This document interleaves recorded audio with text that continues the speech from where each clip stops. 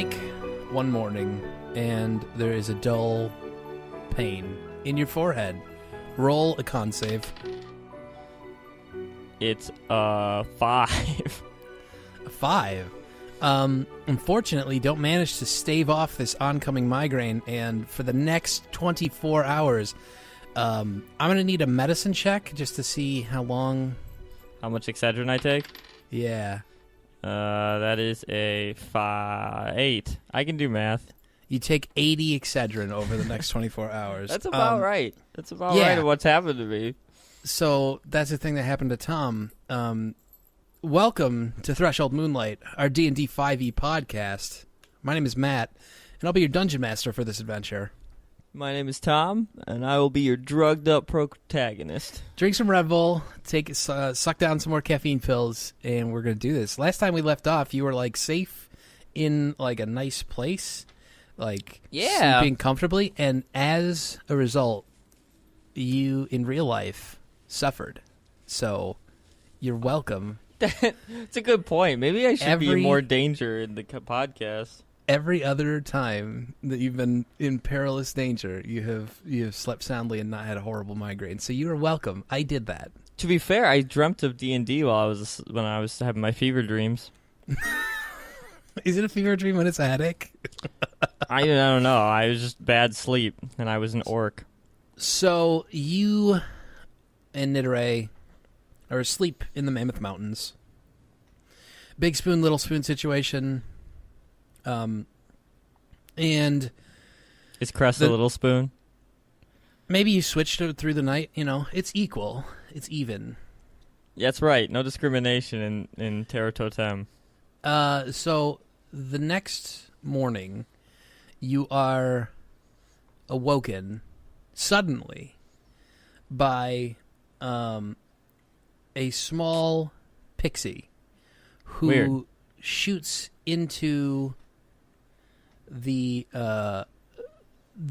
cavern that you're in, and she wakes up Nidere and says to her, "You must come quickly," in Sylvan, of course. Which I understand. You do, and so does Nidere. And I do not throw a dagger at her. Wonderful. Though I considered it. Nidere is actually going to wake up and immediately go with this creature. Me too. Maybe. Further. Okay, wonderful. So the three of you wander down into the caverns deeper. It's getting extremely cold. Roll me a con save. Oh, no. Oh, my goodness. It's a 3. A 3. As low as it can be. So at this point, Nidere, with passive perception, will notice you chittering away, shivering, and she's actually going to doff her fancy blue leather armor, studded leather armor. Ooh, sexy. Well, she's still wearing the robes, so don't get weird on us. There's no ERP going on in this podcast. She hands you this studded leather armor and says, "Put this on. It will help with the cold." It doesn't have is it going to fit a male? That's really what I'm saying. Yeah, I mean, you guys are of similar build. How tall are you? It probably says somewhere. I forget. Somewhere around 6 foot. I think it was You're 5'10" or something. Okay, she's roughly that size. I actually have that written down in the character sheet. So great. She gives you this studded leather armor. So I'm wearing studded leather armor that's got bones and stuff in it. So I'm taking. This looks nicer than what I'm wearing? It's actually +1 studded leather armor with cold resistance. Okay. So if you want to take 5 minutes to don that here, they wait for you. Yeah, sure. The pixie looks a little impatient, but is not going to. She doesn't say anything to Nidere as you are standing there. I'm trying cold, not to freeze to death. Exactly. Do I take any cold damage from the? Yeah, why not? Let's see. 2, just 2. Nothing nothing serious. Just a little bit of cold damage. I'm just a little numb. Your elf nips get a little bit hard. That's normal. Master Terror warned me about this. as you kind of trade this armor, she actually just sort of like does some gesturing with her hands, and you see like ice armor begin to descend all over Nidore's body while you're donning this leather armor. I give her an eyebrow and go like, so I guess this is why you don't need this. Yes, it's almost as if the DM forgot that she had that ability. No, she's cast Mage Armor on herself, and if you're ready, she's going to continue down the following this pixie. Yeah. I mean, if you gave me 10 minutes to I think it's only 5 for light armor. It might be less. Whatever. It's 10 minutes for the heavy armor. I jumped right into it. Yeah. I did a jumping roll. She holds it open. Actually, give me a dex save for that jumping roll. Acrobatics check. 15. You're lying. You stuttered. I can tell. It was a 1, wasn't it? I guessed on the math. It's actually a 16. Okay, you do it fine. Sometimes I don't want to like look, and I'm like, it's probably +3. Yeah, we collect ourselves for this serious moment of role play. The pixie continues leading you on. She actually looks rather nervous. Like leading me on, like sexually. She keeps winking at you, and like she does it when Nidore's not looking. So I'm if a you little try worried. to tell Nidore, she doesn't believe you, and she's I like, know. Cress, it's all in your head. No one thinks you're attractive. I don't. That's a vicious mockery. Anyway, you continue following the pixie down further into the caverns, and eventually, I mean, you're passing different fae as you're going, creatures that you've never seen before. Obviously, some Wendigos and other pixies, but other things that you've never seen before either. Just different creatures that I won't describe at this point because, you don't know what they are, so it doesn't matter. You make your way all the way down to the bottom and to the end of this cave and descend once more into this tiny offshoot. And in this tiny offshoot, you see it's a 20-foot by 20-foot sphere in this room with the stairway. Well, sorry, the room is a sphere, so it's like that open in there. Okay. Sorry. Yes. And so there's the stairs leading out the back way. Otherwise, this room is mostly empty. There is one fae. The lower half is like a goat, and then her torso is that of a human female, and then there are horns growing out of her head, like curved horns. They're very short. Sexy. And actually, you notice that both of her feet at her ankles are totally gone. And there's like this smoky vapor around the ankles. Okay. And as you look deeper into... Are you walking into the room at all? Any deeper? Did the pixie leave? Nidore and the pixie are looking at this creature, this nymph. And... You are free to move about as they tend to this nymph and see what's going on. Yeah, I'm gonna look around the room and see if there's danger around. Okay, if you walk towards the back of the room, you see that there's a small pool, and in this pool is not cave water as you might expect. It is this black smoke. Okay. Should I make a check on that? Yes, give me Arcana. 12. You don't really know anything about the smoke other than you feel very strong presence of necromantic energy. Okay. And you get the sense that if you touched it, bad things would happen. Okay.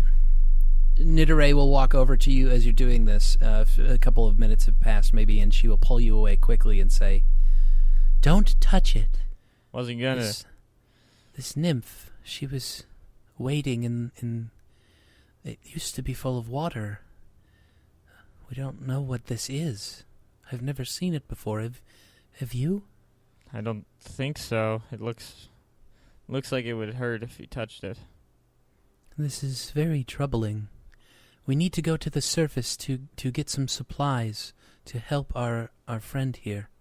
Will you come with me? Sure. You know a way out?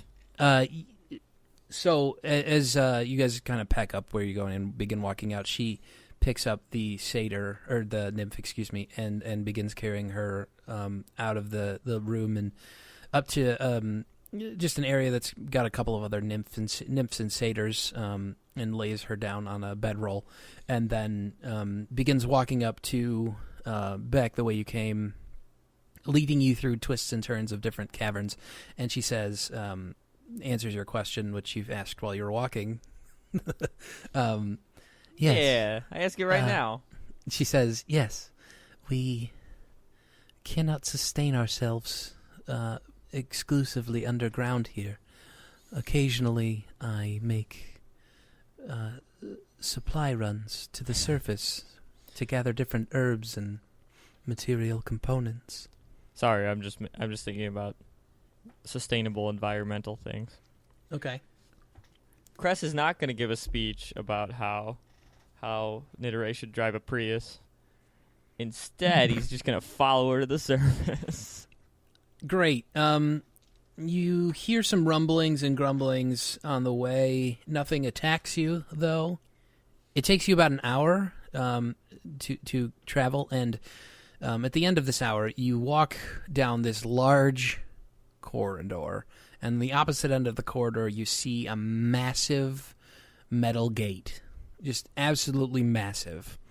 And Nidore doesn't walk towards the gate. She actually walks off into an offshoot, a side tunnel in this cavern, and begins leading you through this very complex twisting maze of turns. Do you ask her about this gate at all, or do anything? Yeah, I think I would say, like, in a disgusted tone, like, too much metal. Druids don't like metal, apparently. She turns up AC/DC and sticks her tongue out and just begins headbanging and says, "If you can't handle it, you don't deserve me." I dropped my die in surprise. She leads you through the twisting turns, and eventually you do come to daylight, and you step out, and before you see the massive city, if you recall, that you saw from the boat. From the boat. With two very large domes. What's the weather like? What's the weather like? Yeah, you said that there's sunlight, so it's like day? Yes, it is day. And it is fair weather. It's a little bit overcast, but and there's a chill in the air. Okay. Do I feel chilly, or is my armor keeping me toasty? You actually have felt extremely like you were wearing a heating blanket, if heating blankets existed this whole time. Oh man, Tom is happy about that. I'm all smiley and cozy. I wish my heating blanket worked. But the name of this armor is Whoopee. It's your Whoopee. I don't know what that means. Whoopee? It's like a thing that people call like a snuggly blanket. Oh, they do? Are you sure it's not just you? You sure this is a thing? For like babies. I think this is just you. Because you're a baby. Okay. All right, we're going to have to take a Google break. Folks, we'll be right back. How do you spell whoopee? The whoopee. Any object, typically a blanket, garment, or stuffed animal, that is simply used for its comforting characteristics. Bam! I feel validated, and yeah, we're moving on. It's not actually called that, but that was a funny goof. So, daylight, overcast, a slight chill in the air. Nidore begins looking around on the ground, just picking up different plants and herbs. I'm actually going to roll. Yeah, she rolls well enough. She finds a couple different things as she's doing this, and picks up various components and plants. I help. I'm helping. Okay, give me a survival check. I'm sorry, a nature check. 18, great.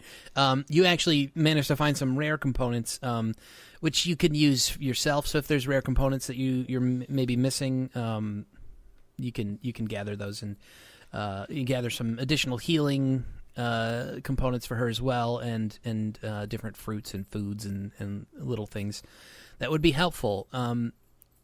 Next to you, you see the large cavern that houses that enormous metal door, and you spend maybe 15 or 20 minutes gathering these materials. Is there anything you do? Do you talk to Nidore at all? Ask her any questions about the situation you're in? I'm asking her. I want to ask her about the gate. Okay. Why have they built such a large metal gate? It is made of some magical metal. We don't know what it is, but it will burn any of the Fae who touch it. They cannot bear to do so, and it is to keep us trapped down here, locked away. I see. The two sides, the Fae and these people, the humans and the dwarves, have been at war, and senseless violence has pervaded everything. No one has given reason or peace a chance. We have constructed barriers to separate us. If we could just talk, if we could just talk to the people and make them see the Fae can be peaceful. But no, they build gates to lock us away. I can hardly blame them. They have lost many, but so have we. I simply wish it would all be finished. Cress is going to be pretty upset and just be like, all of this killing is needless. Everything is out of balance here. People are locking things in. He's just going to be upset. Yeah, the thought of the metal disgusts you. The thought of this huge monument of metal. It's also a monument of like locking in things to die. Like, I mean, for him in his mind now, he's gotten the Fae in his mind as just an animal species. Sure. So it's like disgusting that you would just lock him into extinction. Right. And this whole idea, if you remember, he's got that creed where like you shouldn't kill needlessly, and this is just absolutely just needless killing. Both sides are killing each other for no reason. And Nidore has just been trying to say this whole time, any chance that it's brought up, she just reinforces the idea that she just wants to talk. She just wants to reason with these people. Crest is he's not a man of reasoning. I don't know. He's upset. That's fine. You don't have to necessarily listen to her, but that's just the general situation that you have been feeling. If you're finished gathering and discussing things on the surface here, Nidore will turn and head back. We're going back in? Mm-hmm. Okay. You wander back in, find your way back down. As you make it closer to where you departed from. Maybe you spend about 45 minutes walking back. You actually hear something, a scraping and a dragging sound. And give me a perception check. I will roll one for Nidore. Ooh. Mine's not too high. 12. Nidore's is an 18. You have her character sheet, right? Actually, I'll 13. have you roll. You're going to control her for combat and whatnot right now. So roll the perception. Her perception check is really high. Yeah. 19. You recognize that these are two enormous creatures that are lumbering towards you. Are you going to try to hide? I'm going to say no. You didn't have enough time and you didn't react quickly enough. So roll initiative. Okay. What is it? I was going to try and attack them before they attacked me. We'll say that you ducked behind some rocks, and yeah, that's fine. That was quick enough. Cress's initiative is 10, and Nidore's is 17. Okay. Nidore will go first, followed by Cress. So you'll have a surprise round, so the two of you will go twice in a row. So for Nidoree's action, she goes, Cress, you're the most handsome man ever. No, okay. Actually, you hear a voice in your head say, you know that's a lie. Oh, you weird. Dirty liar. Okay. So, the two of you hiding in waiting for these two creatures. Describe what it looks like. You're in a cavern, or you're in a tunnel, and the tunnel is maybe 25 feet across, and like 30-foot ceiling, and it goes for like just beyond where you can see in either direction. You have dark vision 60, right? With whom? Both of you. Yes. It's both. Because both it's 60. the same. Yeah.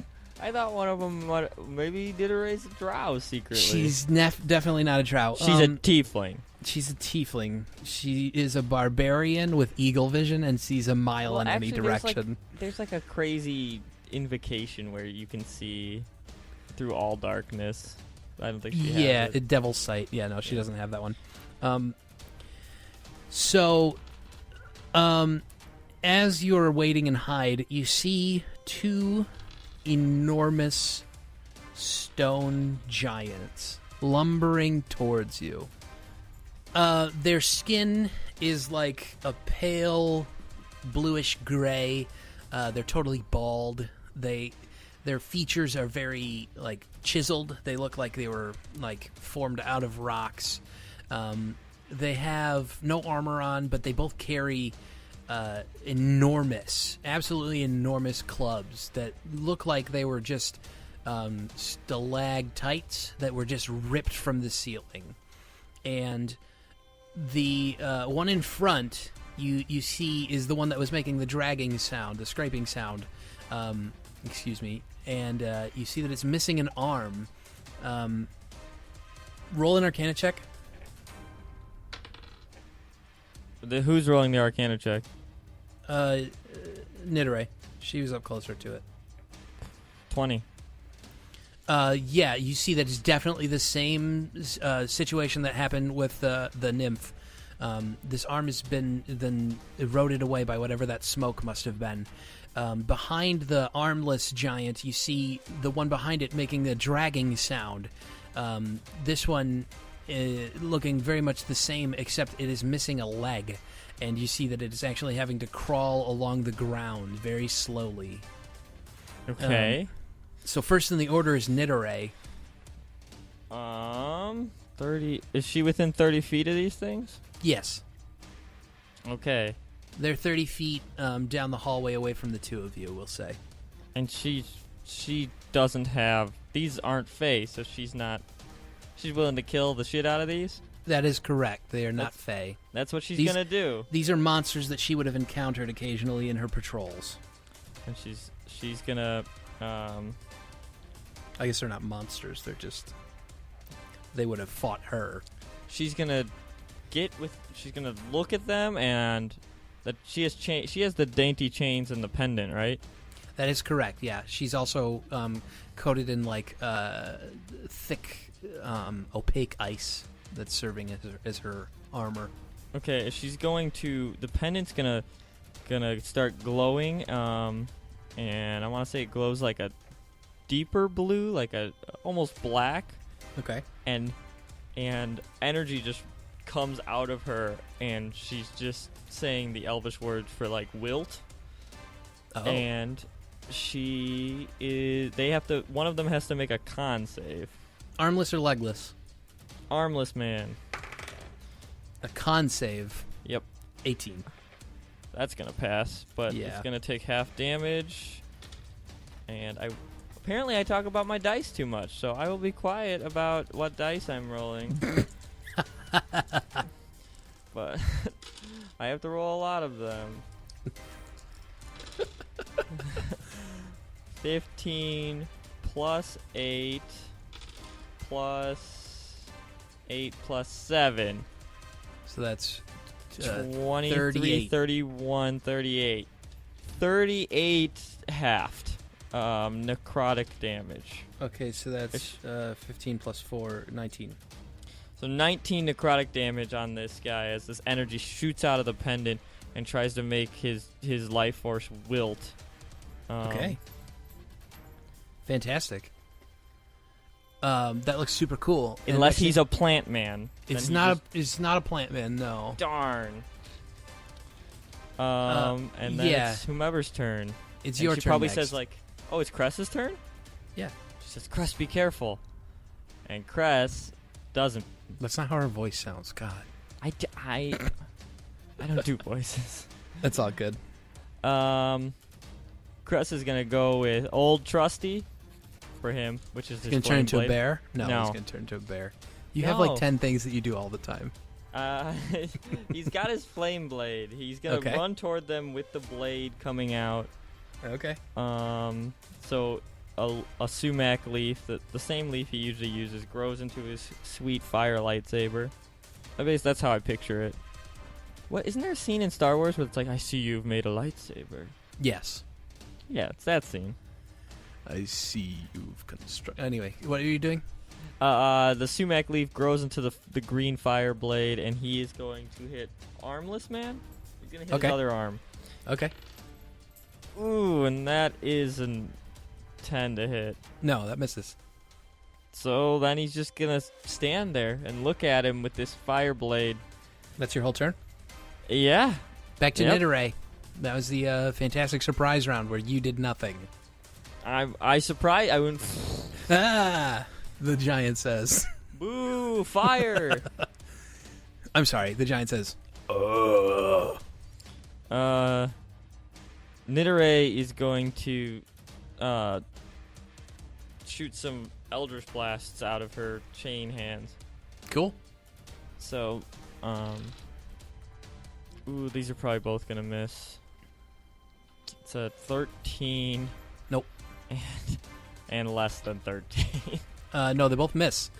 Oh boy! These things are pre armored. They're stone giants. So, describe what the Eldritch Blasts look like as they shoot off into the distance. So she's aiming again for this guy's like shoulders, Armless Man, and they were too high, so there's the careen right over his shoulders, probably hitting some rocks in the distance and breaking apart some stone. You see a giant boulder crashes down into where one of them hit, and it looks like it might have dealt a lot of damage. Next in the order is Cress. Cress is going to hit. Unless Nidoray is moving. She's staying around 30 feet away, kind of circling them. All right. Cress is going to hit with his blade for 16. That hits. Yay! Yeah. So he's going to get to do damage. Mm-hmm. So the fire bites in for 15. Great.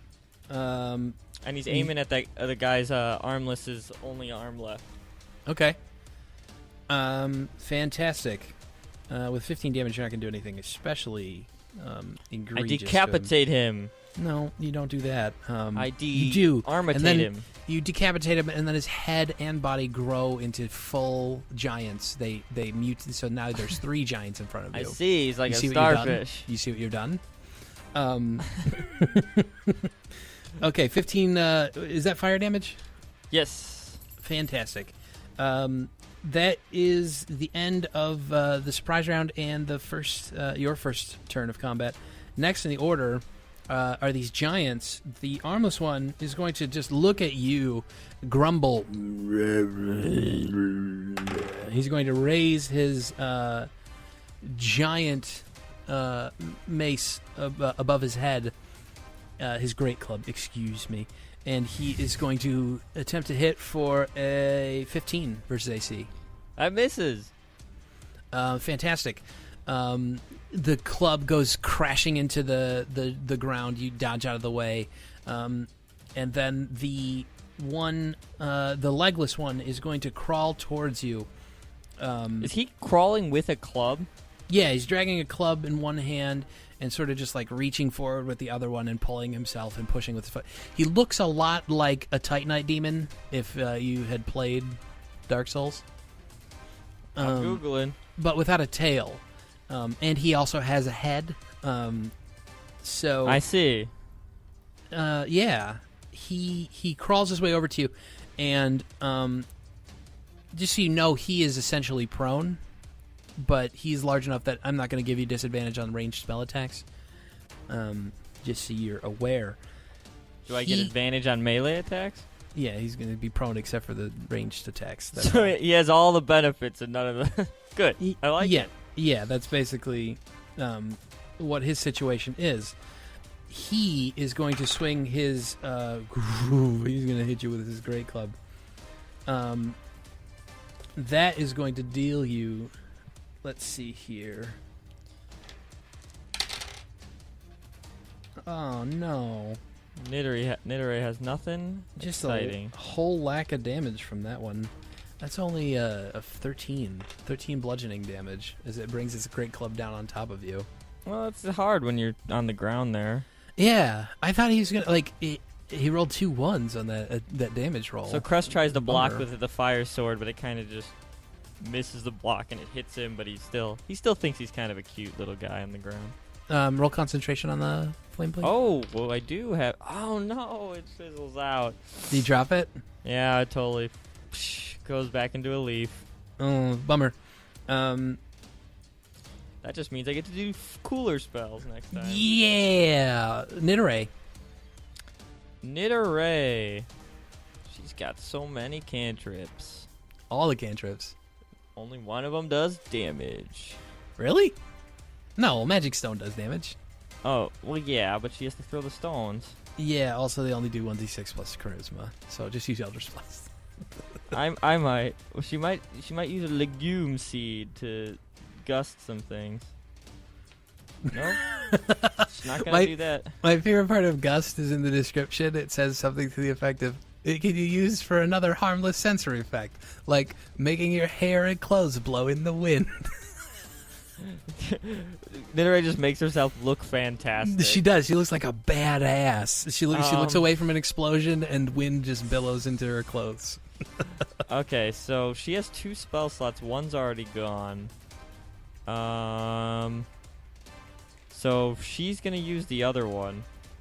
Are these 2 guys? How close are the giants? And how to close each other? are they to each other and to Cress? If you're doing an AoE, it's gonna hit all 3 of them. She's gonna... I will let you try to hit just the 2 of them at disadvantage. Sure. I don't know what that means. You know what? Rules is written. There's no reason you can't just hit them. So if you want to use Shatter on them, go ahead. I don't want to. All right. I'm going to say she tried. She was like looking for a good angle and then was too nervous that she would shatter her husband. All right. So she's going to cast Witch Bolt. Okay. And so that attack is a 17 to hit. Yeah, that'll do it. Which one are you going for? Armless still. Great. So how does this work with D12? It's 4D12, right? Yes, that's correct. Just goes up. Mm-hmm. 13 plus 8. 21. Really? Right? 13 plus 8 with 4d12? Yeah, I got a 6, a 2, and whatever adds up to 13. A 10 and All a right. 3, I think. Good. You do some work on it. The Witch Bolt is hovering just in front of the face of this stone giant. And next in the order is Cress. Okay. Well, I was going to run away and cast Thunderwave, but I just realized that I've done this wrong a bunch of times, and Thunderwave just pops dick. right out of me. It just comes right out of me. I don't think it even hurts me ever. Yeah, you do have to roll the con save. Do I? No, I was just saying that to be a dick. I'm pretty sure it just emits from me or originating from me. So that's a con save for both of these dudes? Yeah. Fairly constituted. Well, I think the DC is 14. It doesn't matter. One of them rolled a 20, the other one rolled a 2. So, a natural 2. I was going to max the spell level, just so you Fantastic. know, even before you said anything. That's fine. So 6 plus 2 plus 5, that's 13, plus some more, plus 9, 22? 22, all right. 22 thunder damage. The guy who failed the save, so the guy who succeeded the save takes 11. Armless man, I don't know if he's the one who failed. Yeah, Armless failed. So I do 22 damage to him, and he's going to go 10 feet away from me. Okay, you blow him back 10 feet. and the other one is standing right next to you. He absorbs the blow and is going to respond by hitting you on his turn. But the armless one is instead going to run forward and swing with his great club again. Very unwieldy. Damn! I shouldn't have given this guy disadvantage. I gave him disadvantage because he's missing an arm. So that's 16 versus AC. That now misses with my fancy new blue armor. Okay, so he swings his great club and misses. The one that's lying prone, he crawls toward. Yes, he makes up for it with a crit. Okay. So, slightly bad for you. Ooh, very, very bad for you. Very, very bad. Let me write down these numbers. Ooh! Oh! How much HP do you have? 44. He's gonna knock you unconscious. Oh, boy. He actually just knocks you unconscious outright. Yep. So he just hits me in the head with his club, and it just poof, and then Crest falls down. It was, yeah, that was unexpected. Okay, so you go unconscious, and it's Nidoree's turn. So she's gonna run in, and cast Spare the Dying on him. Oh, she's gonna drop. Oh, you're not gonna drop Witch Bolt. Yeah, if I use any other action, really, it goes away. Oh, so you use Spare the Dying, so you're stabilized. So she's gonna run in and stabilize Cress and kind of be nervous. Okay, is that all you're doing? Yeah, I think that's all she can do, and she's gonna take a defensive posture over his body so that if they try to hit Cress, she wants to be in the way. Mage armor. They're gonna target you. So, one is a 14. It's going to miss. Mage armor deflects it. One is a 16. It's going to hit. Okay. So, okay. Making up for the high rolls with low rolls. So that's 11 bludgeoning damage as the legless, well, I guess he's just missing one leg. The legless giant, he lumbers towards her and slams down his great club in her direction. And that takes us back to Nit, to the top of the order. Does she have any way to increase... Does she have a healing potion? Or something to force feed him? Yeah, she's got a... Sorry, I didn't fill out the inventory 100%. She's got a couple healing pots on her. So if she will you let her pour it into his mouth? Yeah, that's something you can absolutely do. Okay, so she's going to take her full action to say, wake up. And that's 6 HP. Okay, cool. So... Is she going to move away after she does that? She's not in She's only in opportunity attack range. She's actually in both of them, actually, now that I say that. No, she's going to still, try to defend him. Okay. That takes us to Crest, then. Crest with 6 HP, so Crest... She's gonna turn into a bear. Oh my gosh, she's gonna turn into a bear? No way. No so, way. I'm curious about this. How come you use bear so much instead of dire? Oh, because you have a strong bear now. Yeah. Also, just I feel like it's his thing. Okay. He's always a bear. Okay. He did. He did meet those bear cubs when he was a youngin. Those were wolf cubs. No, they weren't. Yeah, they were. No one has listened to the first episode. They were bear cubs. I was deemed wolf master, I think. I know. I could turn into a wolf. But no, I'm going to go back and edit that and change it out so that no one knows they were bear cubs. To be brutally honest, it's just I've gotten used to the bear stats. There it is. Laziness. Yeah. Okay. So what do you do on your turn as a bear? Bring up the bear stat page that I said I've gotten used to. You mean you've gotten used to where it is in the book? Yeah, I'm getting over to it. Couldn't be bothered to learn any of the stats, whatever.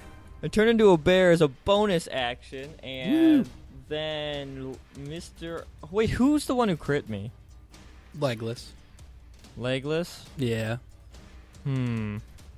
Yeah, no, the bear's still gonna attack Armless Man. That makes sense. He is closer. The bear's gonna try and tear into Armless, and he's gonna miss everything, I think. 16 to hit, and the other's like a 10. No. So the bite's gonna hit, but not the other thing. And I'm gonna drop my die. Oh, Dropping all seven, the dice. 7 bite. 7 bite. Seriously, damage. don't you get like 10 d6 for that or something? All right. It's a D8. All right. Next in the order is Armless, who is gonna. Did you bite him in the leg? Maybe. Yeah. He's Big pissed chunk. at you. Big chunk of leg. Why did I give him disadvantage? Okay. That's only a 6. That's gonna miss Mr. Bear. Man, damn it. The other one, however, is going to step forward without disadvantage. And Nidore doesn't really know whether or not, like, she was trying to protect Cress, and then now he's a bear, so she's just kind of confused about what to do. I think she knows a little bit. She saw you turn into a bear last time, so she's not as the situation is not as weird as it might appear to someone who didn't know or had never seen. You mean she can, like, bear with it? Oh my God! Bam. She divorces you. Maybe will she get a prenuptial clause? Bear clause? Okay. She sets fire to your marriage tree and stomps on the ashes. The other one is going to hit with a 20. Shoot. Again, low. 9. Bear or Nidore? The bear. Hit? There. Bear, of course. The bear. 9 bludgeoning damage as he brings his great club down on you. And back to the top, Nidore. Nidore is going to Eldritch Blast, I think. Okay. Yes, she is. Twice. Pew, pew. Things that probably won't hit. Okay. 14 is the highest. They all miss then. So I am rolling really low on Sounds every like attack. They've mostly been under 10. What's the lower one? How low? It was an 11. Oh, that's not that. Okay. Let me know if you roll under 5. Okay. Well, I rolled a 5, but I mean, total.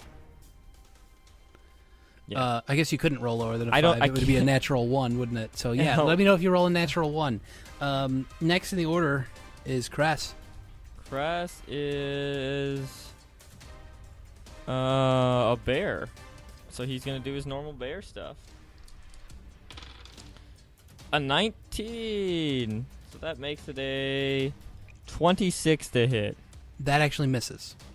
And the other one's an 11 to hit. That one does miss, actually, in reality. So this time he's going to claw them. It's for armless?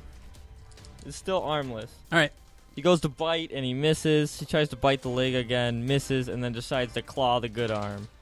For 11 damage. Take that. Fantastic. You claw, you do some good damage. He's barely hanging on, this stone giant. It looks... Barely? On death's door. It's barely alive. It's going to respond to this attack with its own, using its great club. I rolled a crit, and a much, much, much lower, 12. Oh, no, that's going to miss. That misses? You crit. I rolled a crit. Oh, wait. I'm a bear. It does hit. Yeah. I knew you were a bear. 11 AC. Get out of town. What is with these 2s? I need to throw these dice out. That is 2, 4, 8, 12. 12 bludgeoning damage from Armless. His buddy, he rolls up. I'm sorry. Just getting super, super low numbers on these guys who's got big stat modifiers, who should be doing a lot of work for you. I guess the crit was good, but that's only a 12 to hit. That's also going to hit. Cool. That's some better numbers. That one hits for 21 bludgeoning damage. Oh, boy. The bear goes extremely bloody. You may or may not have about 1 HP left. About roughly 1 HP? Roughly, if you could imagine 1 HP. Nidore is next in the order. She's got her mage armor and Eldritch Blast, I think. Yep. Yeah, she's gonna Eldritch Blast some more. All right. Oh my goodness. Okay, so she rolled an 8, which is almost as low as she can to hit. That misses. and a 17. That does hit. She hits with an Eldritch Blast. I get to roll the damage for the first time. On which one? Armless she or shot legless? both at armless. Okay. Okay, so that's 3 plus the invocation fun. That's 6 damage. Describe how it looks as the armless giant goes down. She blasts off his other arm with an Eldritch Blast coming out of her chains. And she tries to shoot it twice, but the other one was aimed at where the arm would be. So one just misses, and then one does hit the other arm that is actually there. Other arm goes flying off. It goes flying off, and he drops his great club. Give me a dex save from the bear. Oh, no! That's a fail. 5. 5. That's actually what I set the DC at. Yeah. So you do it. You jump out of the way of this great club as it comes shooting down. You're now 10 feet away from the other giant. And it's your turn. Bear's turn? The bear's turn. Okay, he's going to use Combat Wild Shape with a level 3 spell slot. He heals for 14 HP. 14 HP, great. Is that a bonus action? That is a bonus action. So what you gonna do with your action? He's going to attack twice. And they're probably both going to hit with a 19 and a 20. Yeah, are you rolling those at advantage? No. Roll them again. Still a 19 and a 20. Okay. They both hit against the legless, prone Betty. So he's going to tear into it with bare claws and teeth and just bare anger. So that's minimum damage on the bite, so awesome. 6. Kind of just nicks it with his teeth. And 11 damage with the claws. 17 total? Yeah. Fantastic. Bear's trying to tear into this this guy, and he's gotten right up against him. I think Nidore is probably behind the bear. Yeah. Straight up in his grill, he's going to respond by swinging back at you with a hit. That is going to do 15 bludgeoning damage. So as you have clawed and bitten him, he turns back into Crest. He takes his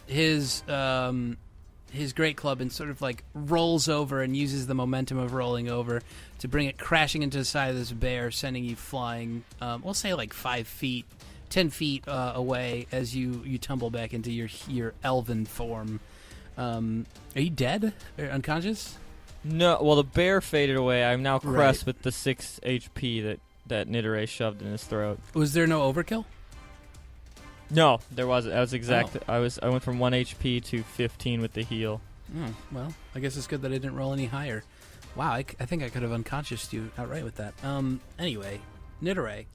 Nidore is going to lament that she busted all her spell slots earlier and keep Eldritch blasting.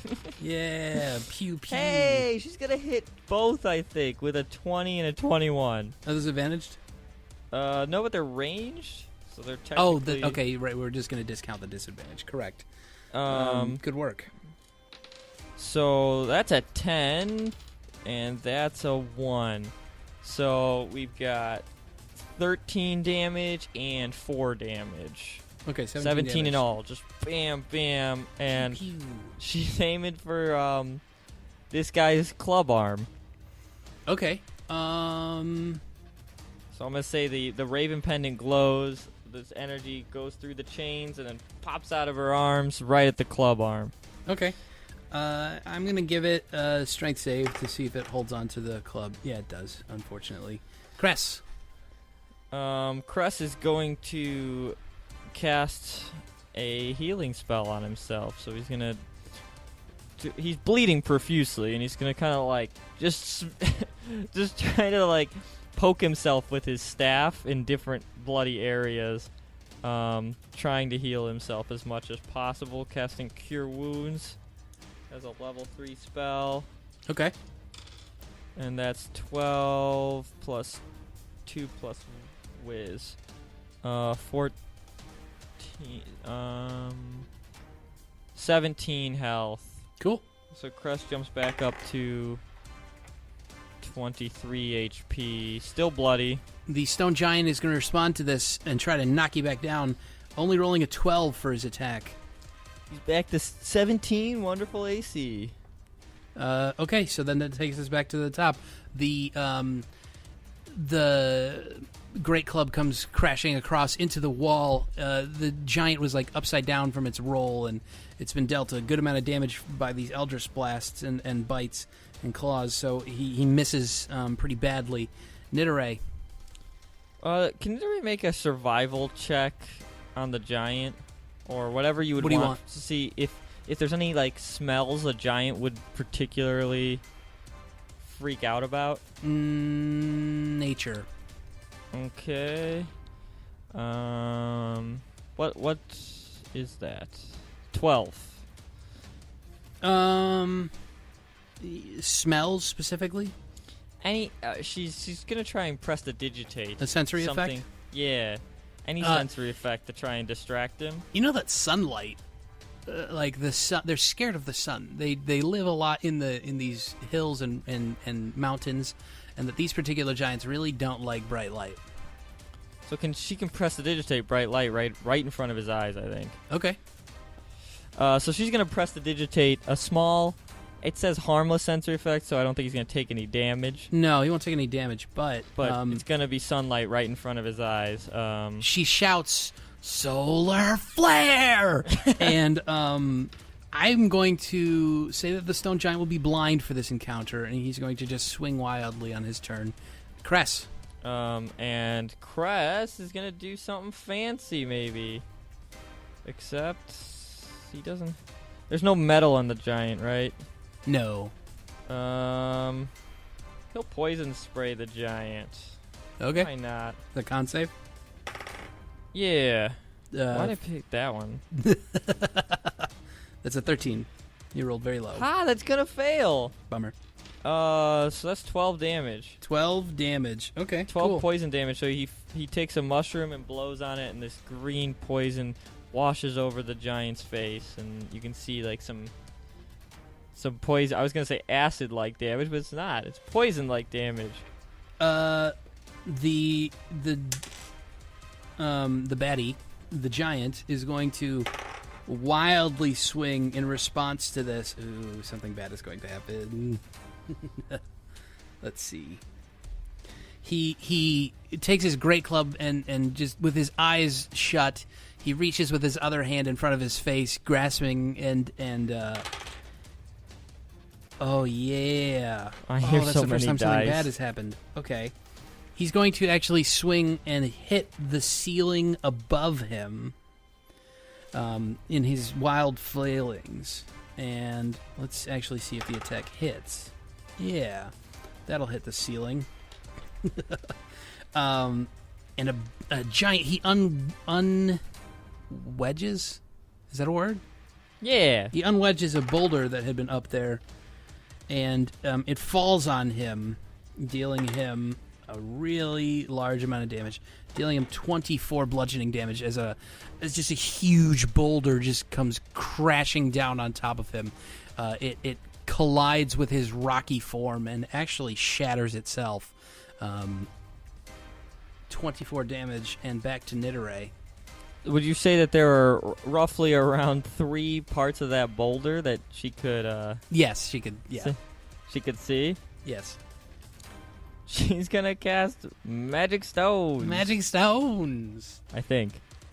So that does makes these 3 stones 1d6 damage stones plus charisma. Plus charisma. I think that's her action though. It's a bonus action. Oh, so she's gonna whip one at this guy. See, I'm prepared to play this character, the crossover. Spoilers. Spoilers. Threshover. Threshold. We're crossing the threshold. Whoa. Oh, does she get proficiency on the attack? I don't. She just whipped it at him. Yeah, that's It's fine. a magic thing she did. She's fairly dexterous. It's gonna be a 20 then. Yeah, that'll do it. So she hits for a D6 plus. Six damage. 6 with the damage. Stone. Just whips part of the boulder at him. She's got 2 more, too. The just rock, glowing with blue hand. energy, flies through the air, like, way harder than she threw it, and collides with the face of this stone giant. In his already disadvantaged, blinded eyes, which is worn off at this point, by the way. That takes us to Cress. Oh, he's also in a bad way. You see that there's blood coming from everywhere at this point. Yeah. I'm gonna throw a dagger at him. Ooh, yeah. I've always wanted to do this. I'm gonna throw 2 daggers at him, actually. Because you're the best. I think I can do that. I don't know if you can. I think you can, just with dual wielding rules. But if you can't, then whatever. We're doing it. It's cool. You've said it so much. You deserve it. Exactly. That is a 24 to hit with the first dagger. No. Yeah, that does it. And a 9 to hit with the other dagger. No, the second one doesn't do it. But so he's going to throw the first one, aiming square at his forehead. Okay. And, wow, daggers do absolutely nothing. D4, man. D4 plus your dex. It's not very good. 5 damage for that dagger hitting him. It sounded really cool. But unfortunately, you've used your bonus action, so you can't call them back. So yeah, one just goes skittering against the floor, and one hits him in the side of the head and leaves a little scratch. And I'm just like, thought that would be bigger. Did you roll this advantage? No, because it's ranged. The creature, the giant, crawls his way over towards you in response to this egregiousness, and he's actually going to nail you with like a 22. Yeah, 22. Wow. Dealing you a grand total of 20 damage. Less than 23. Yeah. 3 HP is all I need. Fantastic. That takes us back to the top of the order. The stone giant has lumbered over towards Cress. And with both hands just kind of rolled into this attack and put what he could behind it. Nidare.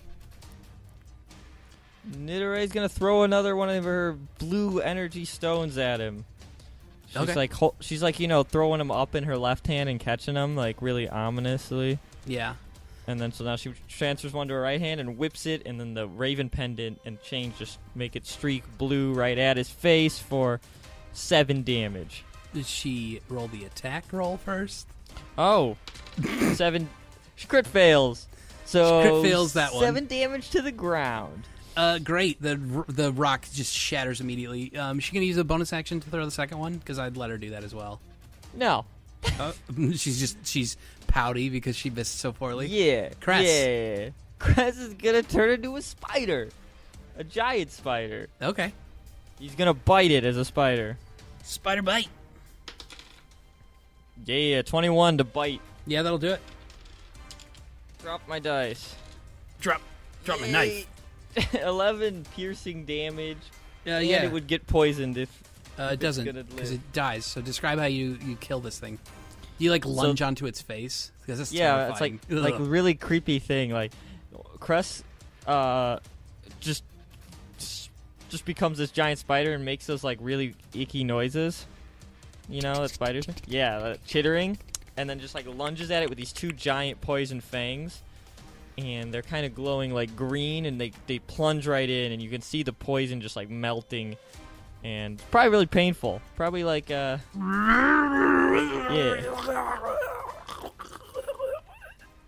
And it dies. And then Cress turns back into Cress. And he's tuckered. Nidare tosses you another healing potion. She drinks one herself. And the two of you continue back towards wherever these things are running from. She does so at a rather quick pace because if these things encountered the smoke, something bad might be happening. And chugging her potion as she goes, you guys make it back to where the Fae were. And they've actually all moved further up the tunnel. You didn't get nearly as far as you thought you would before meeting them. And if you run past them, you see that the smoke has begun to rise, rising 5 feet or so every minute. Moving closer and closer to all of the Fae, and they have begun to panic and are moving further up the tunnels. Nidare will look to all of them and say, We have to go. We have to get to the surface now. I don't know what that is, but it's beyond my ability to stop. Cress agrees. He's just like... Did you say that in Cress? Cress agrees. You said it in his voice. He's in third person. Me agree. Me, yes. I agree with you. Of course. Are happy? So she begins gathering up, helping any of the Fae who might be injured. The satyr is being carried by a Wendigo. And you all of the Fae, there's just a whole lot of them. They all begin moving upwards towards the exit that you two came from. And are we going to the gate or the side exit? They're going towards the gate, just to that big opening. They're going to move up out of the caves, get as far away from that smoke that seems to be rising as possible. And the two of you lead them all up and out, and you're in front of the gates, and Nidare turns to you and says, "We have to get them to open it. There's no option anymore. Please come with me. I'm sure we can convince them." And she turns down the side tunnel that you two exited from before. You go with her? Yeah, I go with her, and I say, I'm doubtful. Any creature mad enough to build this gate obviously wants it closed. The two of you make your way out through the tunnels into the sunlight, leaving the Fae waiting anxiously in that room, in that chamber, and several chambers below, because there are a very large number of them. And you emerge into the sunlight on the other side of the cold iron gate. And that is where we're going to end this episode. Okay. Questions, comments, concerns? Cress keeps dying. Yeah, I did. I I nerfed those guys pretty hard, taking away arms and legs, and giving them actual physical ramifications of those things. I think I gave both of them like a -5 to their strength, which is a huge hit. Well, giants are strong anyway. They are a +6, so they ended up at a +4. Half speed for the legless one, which you didn't really take advantage of, but how could you? Prone was a pretty good thunder thing. wave. Whoa, cheaty! I just comes out of me. I didn't realize. So our season finale, man. You just cheated, yeah. Yeah, I killed them all from a distance. You shatter in a moment of clarity, and you forgot totally how to do that. Yeah, exactly. Yep. Lunam embodied me to cast a different spell. Okay. Did you feel okay with me force-feeding a health pot? I don't know if you can actually do that. I don't know if you can either. I think you can. I don't think there's any reason why you shouldn't be able to. I mean, it's really lame to try and RP waiting 1d4 hours. So right. Especially in this situation where it's a show. So like in regular D&D, it's one thing, but this situation it doesn't work at all. And I don't see anything wrong with being able to force feed someone a drink. Like if they're unconscious, they're still gonna. Yeah, and if it's a magical healing potion anyway, why not? Right. So there's a lot of things that don't make sense, and we're just gonna say that they all work just fine. We skipped a lot of turns in that whole Like she wasn't doing damage. She had to drop Witch Bolt, which really hurt her in combat. So I think it all balanced. Well, that's okay because she did it totally wrong the first time I used it because I do not play casters ever. It's weird though. It doesn't. There's a couple things that don't explicitly say. Yeah, but whatever. I did I did 4d12 twice, and you're only supposed to do 4 the first time, and then 1d12 afterwards. This makes the balance make a lot more sense. Yeah, it's okay. So next time, whoa, we will be doing something else. Have we hammered down what we're doing next week? It's either gonna be a Heroes episode or nothing. Yeah, we gotta figure it out. We're trying to bring some guest stars on, but our friends. So if we can get that to happen, we're gonna try. But there might just be only regular Threshold and during the crossover. Yeah. We'll see. Hopefully everything comes together and you guys will have normal Thursday and Monday entertainment with extra special guests. Woohoo! I thought today was a good session. Yeah, I mean, I died again, but it happens. I kill a lot of things. I die a lot. Any day that I kill Cress is a good day. Ouch. Thank you all very much for listening. We really appreciate it. If you'd like to help us out even more, please share this with your friends, your family, anyone who will listen. It really helps us out getting the word out there. If you want to help us out, just without sharing it, give us a review on iTunes. That goes a really long way. People see that, and then they know that you enjoy it and that it's a good thing. iTunes and Stitcher for your convenient consumption. You can find us on those places. And social medias, Twitter and Facebook. Come and check us out there. We'd love to interact with all of you. It's something that we really enjoy doing. Tommy, you set up a new subreddit for us, and that's another place we love interacting with people. Yeah, I got that set up, and then you made it pretty. I did. There's a thing now.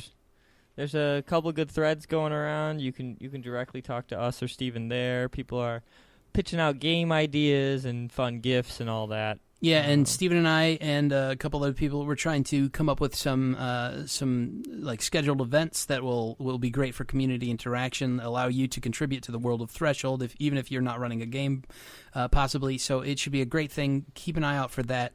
That's reddit.com/r/DnDThreshold.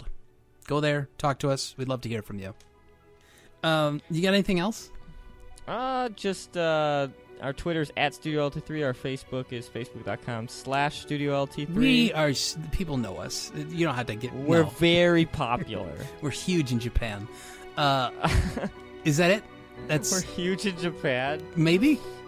I think we're huge in, like, Massachusetts and California. And by huge, I mean slightly more popular than other places. Tens of people know who we are. Exactly. Is that all? That's good? That is all. Okay, we're done. That's going to do it for this episode. Thank you all very much for listening, and we will see you next week. Bye-bye.